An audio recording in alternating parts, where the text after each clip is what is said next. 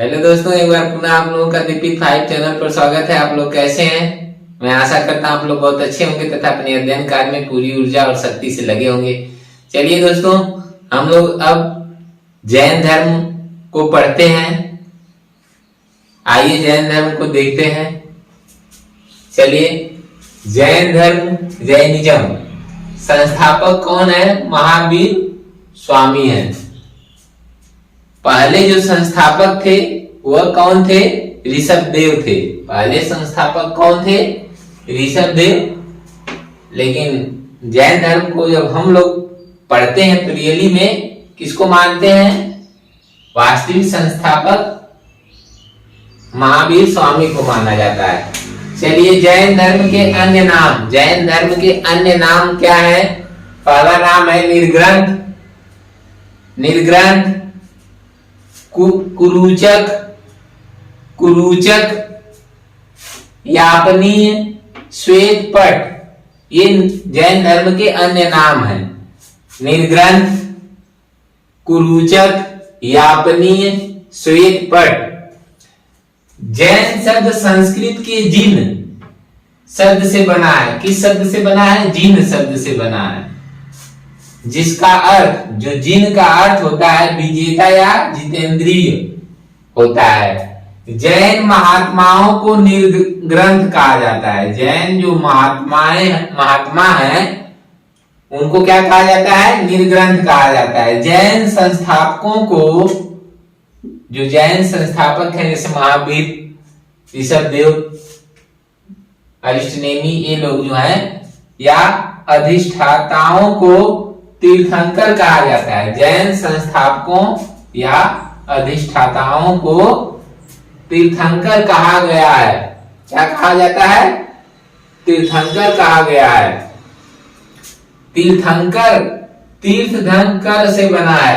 तीर्थंकर तीर्थ धन कर। तीर्थ का अर्थ उन नियमों व उपनियमों से है जो मनुष्य को इस भव सागर से पार उतार दे। कह रहा है कि तीर्थ का अर्थ उन नियमों और उपनियमों से है जो मनुष्य को इस भव सागर से पार कर दे, भव सागर से पार उतार दे। कर का अर्थ करने वाला या बनाने वाला। जो नियम या उपनियम है उन्हें बनाने वाले को कर कहेंगे। कर का मतलब हो जाएगा करने वाला या बनाने वाला। जैन धर्म के प्रथम तीर्थंकर ऋषभदेव या आदिनाथ थे। प्रथम तीर्थंकर कौन थे? ऋषभदेव, या उन्हें आदिनाथ भी कहा जाता है। ये प्रथम तीर्थंकर थे, प्रथम संस्थापक थे। ऋषभदेव व अरिष्टनेमी का उल्लेख ऋग्वेद में मिलता है। ऋग्वेद में ऋषभदेव और अरिष्टनेमी का उल्लेख मिलता है। ऋषभदेव एक राजा थे और उनके पुत्र का नाम भरत था। ऋषभदेव एक राजा थे और उनके पुत्र का नाम भरत था। इसी भरत के नाम पर हमारे देश का नाम भारत है। इसी जो ऋषभदेव के पुत्र जो भरत हैं उन्हीं के नाम पर हमारे देश का नाम भारत पड़ा है। वायु पुराण, विष्णु पुराण तथा भागवत पुराण में ऋषभदेव का उल्लेख नारायण के अवतार के रूप में मिलता है। वायु पुराण, विष्णु पुराण तथा भागवत पुराण में ऋषभदेव का उल्लेख नारायण के अवतार, नारायण के अवतार मतलब विष्णु के अवतार। नारायण किसे कहा जाता है? विष्णु को। विष्णु के अवतार के रूप में मिलता है। 23वें तीर्थंकर पारसनाथ थे। पारसनाथ 23वें जो तीर्थंकर थे कौन थे? पारसनाथ थे। और 24वें तीर्थंकर महावीर स्वामी थे। कौन थे? महावीर स्वामी। महावीर स्वामी को ही वास्तविक संस्थापक माना जाता है। यहाँ पे आप लिख सकते हैं वास्तविक संस्थापक, वास्तविक संस्थापक।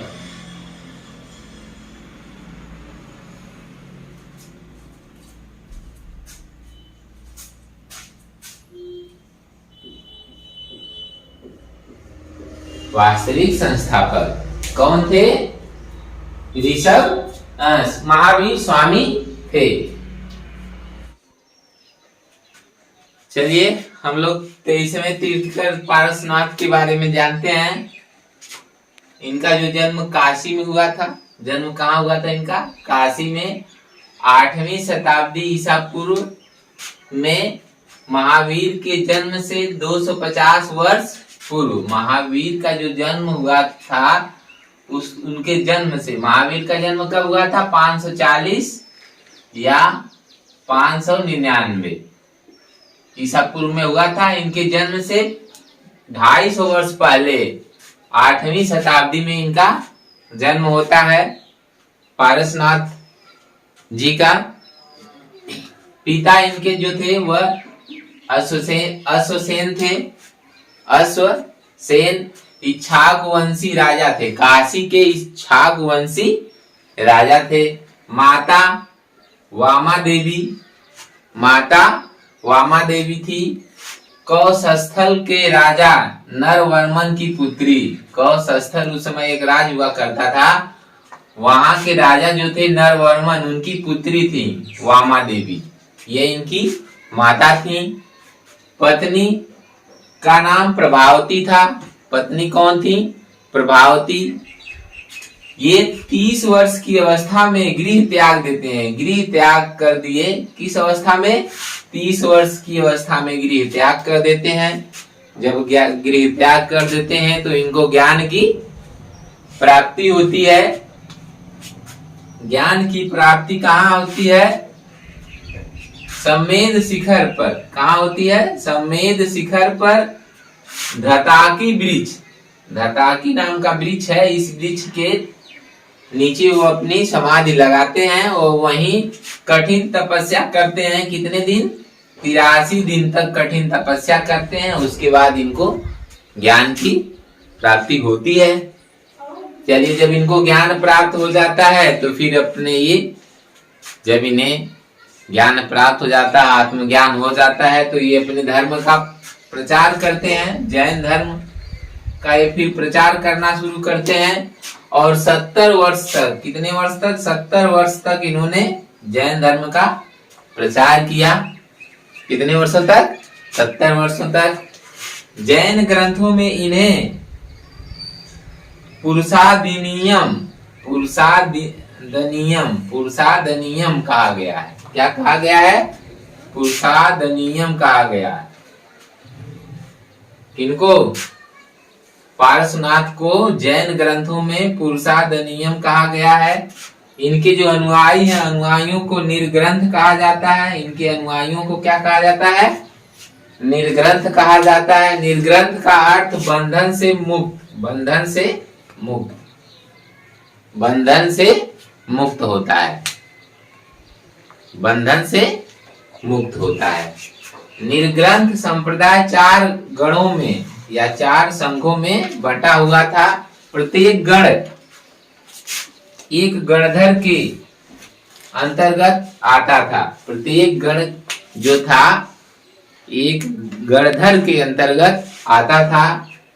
नारियों को धर्म में प्रवेश दिया गया। नारी जो थी उस समय, नारियों को जैन धर्म में प्रवेश दिया पारसनाथ ने नारियों को क्या किया? प्रवेश दे दिया। स्त्री संघ, तब जब प्रवेश मिला तो स्त्रियों का भी संघ बना। स्त्री संघ की जो अध्यक्षा थी वह पुष्पचूला थी। कौन थी? पुष्पचूला। पुष्पचूला नाम की स्त्री थी, वह अध्यक्षा थी, अध्यक्ष थी स्त्री संघ की। चलिए आगे, वैदिक कर्मकांडों। पारसनाथ ने वैदिक कर्मकांडों, देववाद, वैदिक कर्मकांडों व देववाद, देवता, जो देवताओं का जो वर्चस्व था वैदिक युग में, उनका विरोध करते हैं। कौन? पारसनाथ। और जाति प्रथा, जो जाति प्रथा थी उसका भी विरोध करते हैं। जाति प्रथा का मतलब 4 वर्णों में बटा हुआ था समाज, ब्राह्मण, क्षत्रिय, वैश्य। इन जाति प्रथा का विरोध करते हैं पारसनाथ जी। चलिए अब देखते हैं हम लोग, इनके जो अनुयायी थे उन्हें अपने अनुयायियों को, निर्ग्रंथों को, अर्थात निर्ग्रंथों को उन्होंने 4 शिक्षाएं दी। कितनी शिक्षाएं देते हैं? 4 शिक्षाएं देते हैं। अपने जो अनुयायी थे उन्हें 4 शिक्षाओं को वह देते हैं। और इन 4 शिक्षाओं में पहला जो है सत्य, दूसरा है अहिंसा, तीसरा है अस्तेय और चौथा है अपरिग्रह। ये 4 शिक्षाएं हैं। सत्य का मतलब सदा सत्य बोलिए, अहिंसा, हिंसा मत करिए, हिंसा मत करिए, करने का मतलब किसी को मारिए मत, हिंसा मत करिए, किसी भी तरह की हिंसा मत करिए। अस्तेय, चोरी मत करिए, चोरी न करना। और चौथा अपरिग्रह, धन संचित न करना, धन संचित न करना। इस तरह से ये 4 शिक्षाएं वो देते हैं कि धन संचित मत करिए, सत्य बोलिए हमेशा, हिंसा मत करिए, यानी अहिंसा के मार्ग पर चलिए, हमेशा अहिंसा के मार्ग पर रहिए। तो आगे इन चारों, ये जो 4 शिक्षाएं थी, इन चारों शिक्षाओं को कहा गया चातुर्थी। किस नाम से जानते हैं? चातुर्थी के नाम से इन चारों शिक्षाओं को जाना जाता है। महावीर के माता पिता, जो महावीर स्वामी थे, इनके माता पिता पारसनाथ के अनुयायी थे। पारसनाथ के क्या थे? अनुयायी थे। पारसनाथ जो थे उनके अनुयायी इनके माता पिता थे, महावीर स्वामी के। आगे जो पारसनाथ थे उनका जो प्रतीक चिन्ह था, उनका जो प्रतीक चिन्ह था वो क्या था? सांप। सांप उनका प्रतीक चिन्ह था, सांप या सर्प उनका प्रतीक चिन्ह था। महावीर स्वामी का क्या है? सिंह है। और इनका जो 23वें थे, इनका क्या है? सांप था। इनको निर्वाण कहाँ मिला था? कहाँ पे इनको निर्वाण मिला था? तो संवेद शिखर, संवेद जो शिखर है, जो झारखंड के गिरिडीह जिला में पारसनाथ पहाड़ी पर है। कहाँ है? झारखंड के गिरिडीह जिला में संवेद शिखर है। कहाँ, किस पहाड़ी पे है? पारसनाथ पहाड़ी पर। वहीं पे इनको निर्वाण होता है, इनकी मृत्यु वहीं हो जाती है। चलिए अब आगे देखते हैं। बौद्ध जैन धर्म में कुछ तीर्थंकर जहां से प्रश्न बहुत ज्यादा बनते हैं, आइए उनको देखते हैं। जैसे पहले हैं ऋषभ देव, ऋषभ देव से प्रश्न बनता है। दूसरे हैं अजीतनाथ, दूसरे कौन है? अजीतनाथ। तीसरे हैं अरिष्ट नेमी, ये 22वें तीर्थकर, अरिष्ट नेमी 22वें तीर्थकर हैं। और 23वें तीर्थकर पारसनाथ से बनता है क्वेश्चन। और 24वें तीर्थकर महावीर स्वामी से तो बनता ही है। तो जो ऋषभ देव थे, जो इनका प्रतीक चिन्ह था वृषभ या सांड या बैल था, वृषभ इनका था। इनका जो प्रतीक चिन्ह था क्या था? वृषभ, या उसे सांड भी कर सकते हैं या बैल भी कर सकते हैं। इनका जो निर्वाण स्थल था ये कैलाश पर्वत था। कैलाश पर्वत जो है इनका निर्वाण स्थल है ऋषभ देव का। दूसरे जो है अजीतनाथ, इनका जो प्रतीक चिन्ह है हाथी या गज, हाथी या गज है, हाथी या गज है। और इनको भी जो निर्वाण प्राप्त हुआ था संवेद शिखर पर, संवेद शिखर पर इनको निर्वाण प्राप्त होता है। चलिए जो अब 22वें तीर्थकर हैं अरिष्ट नेमी, इनका जो प्रतीक चिन्ह है वो शंख है। और इनको कहाँ निर्वाण प्राप्त होता है? गिरनार पर्वत, गिरनार पर्वत जो सौराष्ट्र या गुजरात में है। कहाँ है? गुजरात में है। वहीं पे क्या होता है? इनको निर्वाण प्राप्त होता है।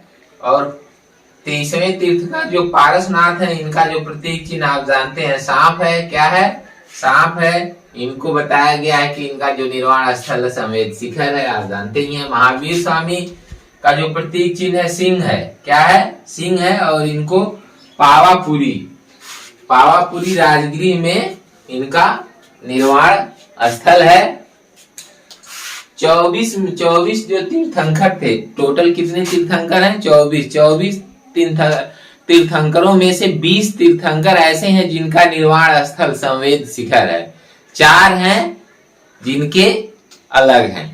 तो पहले जो है ऋषभ देव, उनका कैलाश पर्वत है। और 22वें तीर्थंकर जो है अष्टनेमी, उनका गिरनार पर्वत। 2 लोग हो गए। और महावीर का पावापुरी है। और एक लोग और हैं जो वासु पूज्यनाथ, ये 12वें तीर्थंकर हैं। इनका जो प्रतीक चिन्ह है महिष या भैंसा है। इनका जो निर्वाण स्थल है चंपापुर। ये 4 लोगों के अतिरिक्त सारे लोगों का, जो 20 लोग बचते हैं, सारे लोगों का निर्वाण स्थल संवेद शिखर है।